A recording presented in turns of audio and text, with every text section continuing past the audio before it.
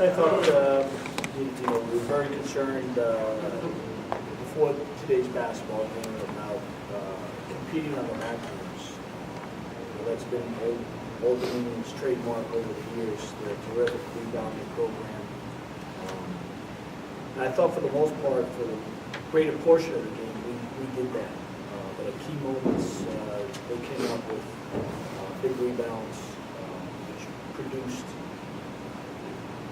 extra possessions and extra points. Between that and our mishandling of the basketball, I think we just gave them too many chances. We had the late lead in the second half. Player of the Year candidate Kent Bazemore, I thought, stepped up and made some huge plays. Whenever they needed a big basket or a stop or a block or a three-point bucket, he stepped up and was equal to the task. So we were beaten today by a good program and a good player and a good coach. I thought our effort was there, but it just came up a little short. Joe Smith really hasn't had a good game all around, other than the St. John's game all season. And the last few games, he hasn't even got himself to the line. Is that really a mental thing right now? Well, I think it's a combination of good defense and Joel's pressing a little bit. I thought he played really well over at BU, shot the ball well there. I thought he played exceptional down at St. John's. I just think, guys know in their scouting report that's the one guy that you can't leave open. He's really getting no space.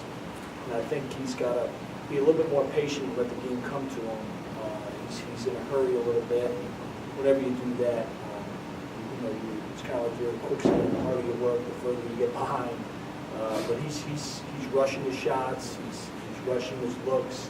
He's not being patient coming off screens and so on.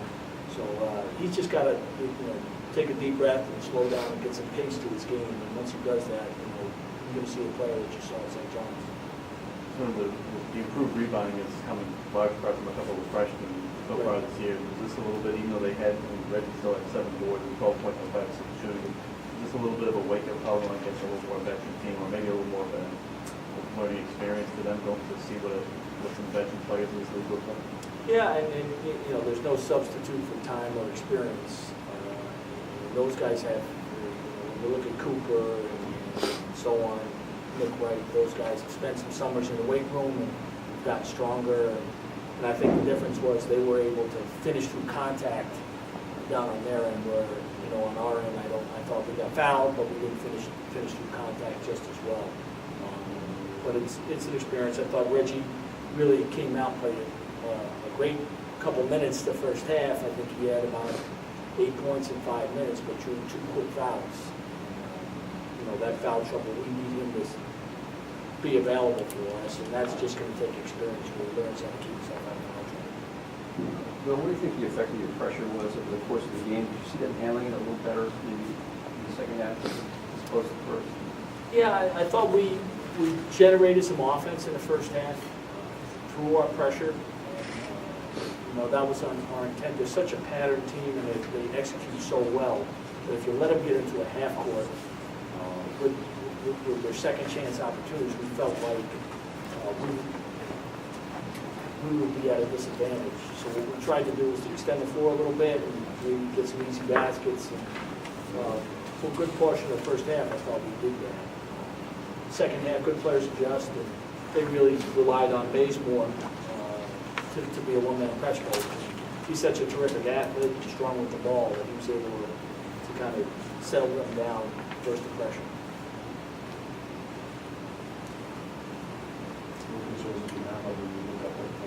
You've got a decided advantage, 3-4 line, point to give it 9-0. Right. So those are points that you don't get an opportunity to score. No, and I think young players get caught just a half a step out of position, and they have an experienced group. And plus, when you're offensive rebounding like that, you're getting position around the basket. Those are great opportunities to get fouled. So we had to do a better job of staying attached to rebounders and make sure that we kind of limited them on their rebounding.